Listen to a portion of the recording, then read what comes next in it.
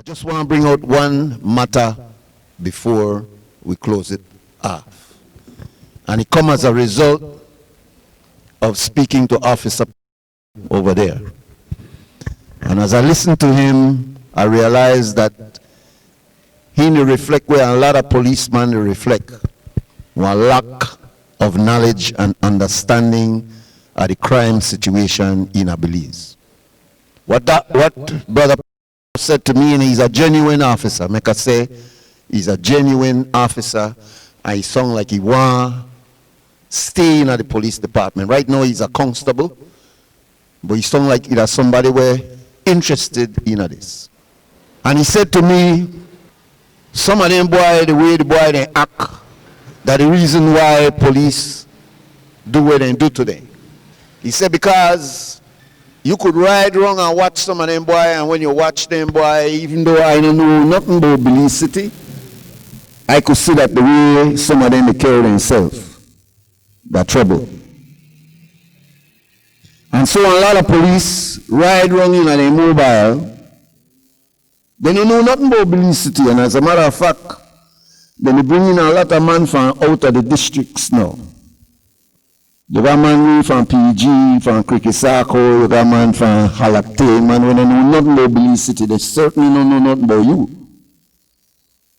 But they got one perspective about you. The way you dress, the way you talk, the way you carry yourself. And especially if you come from Belize City, they have a tendency to believe all I need a rude boy. And especially man will dress one certain way, even though he gone a sixth form, he might even gone a law school. But he got his pants down a little bit, and he got one certain way he carry himself and one way he talk. And just based upon that, he could find himself to get in trouble. As a matter of fact, if you remember Mr. Sylvester earlier this morning, give one example of him to come across the police checkpoint and how the police treated him with his daughter right there in the vehicle. So I want officers to understand that you can't judge a book by cover.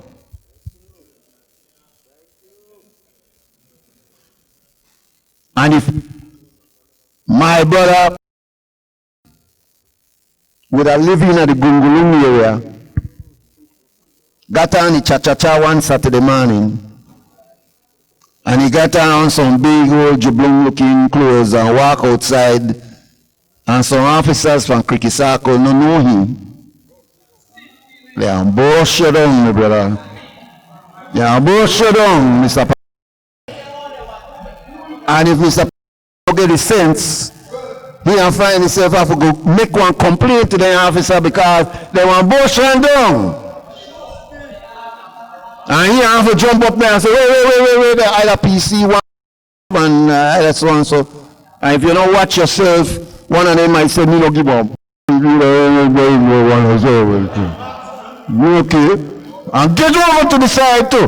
And not come over here like you think you got some powers. Step back, boy. Now, if he don't understand, and now look, he figure like me and police he could come tell me I want to talk. You don't got no rights here. You don't got no rights here. You see what I try to show you? So he to get one he feel now, how he feel when the man tell her, step back. And not because of uniform you think you could come here and give me the mic I want to talk. What make you think that you got right here? You understand what they try to say? So they try to give one little taste. And what happen when them boy get stopped by them man in a uniform? First of all, them man in a uniform make them say, boy, you don't got no rights, boy. What's wrong with you? Get the fuck back here. Look at what box here, boy. Am I real or am I not real? Please tell this man what is real. Reality check.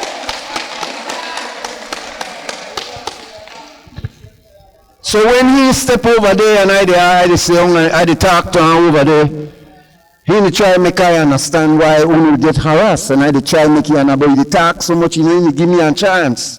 And he not constable.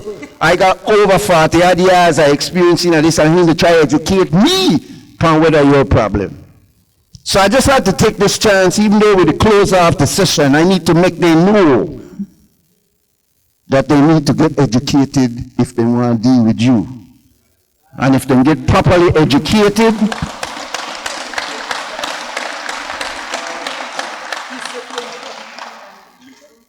now you give me the other side of it too. And I don't fear man.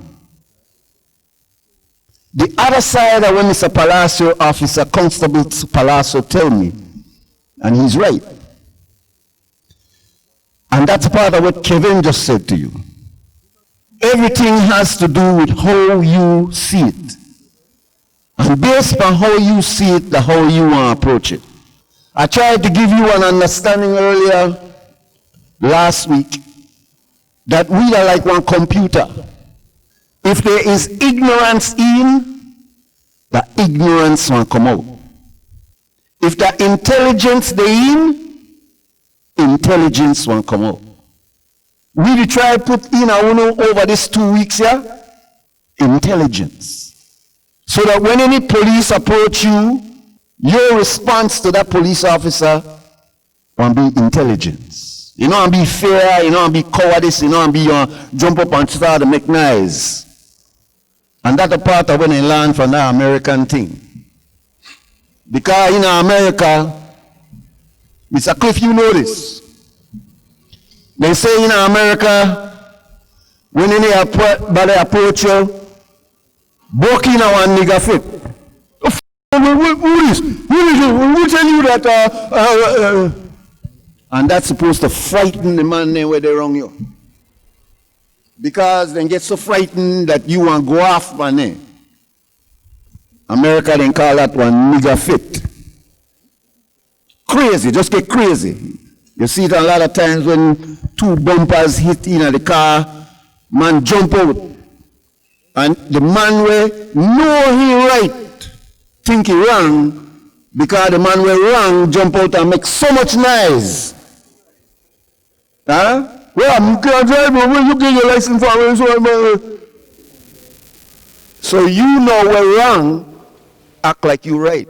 And the man where know he wrong, make one lot of noise and call that nigga fit in America. And nowadays, we start to come wrong to that too.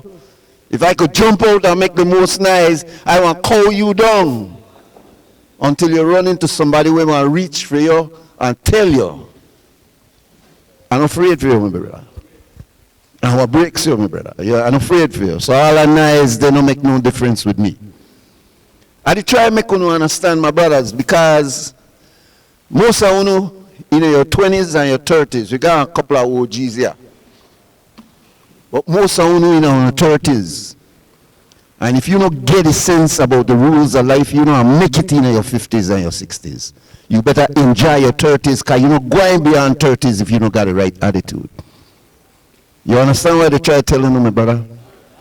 I tell you over and over this thing that about State Bank.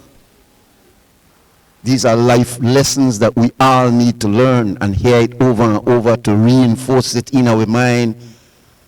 And after you left here, you have to think about these things, or else they'll float out of your mind. You go roll up on spliff after this, you'll float out of your mind. Well, if you got people wrong your way and sit down and really meditate and test yourself and write one essay, and then tomorrow you could come and talk about it, that means you did meditate on it.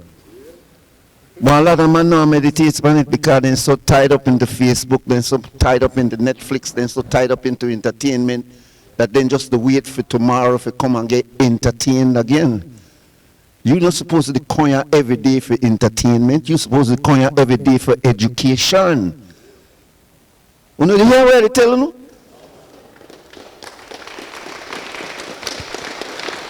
All right?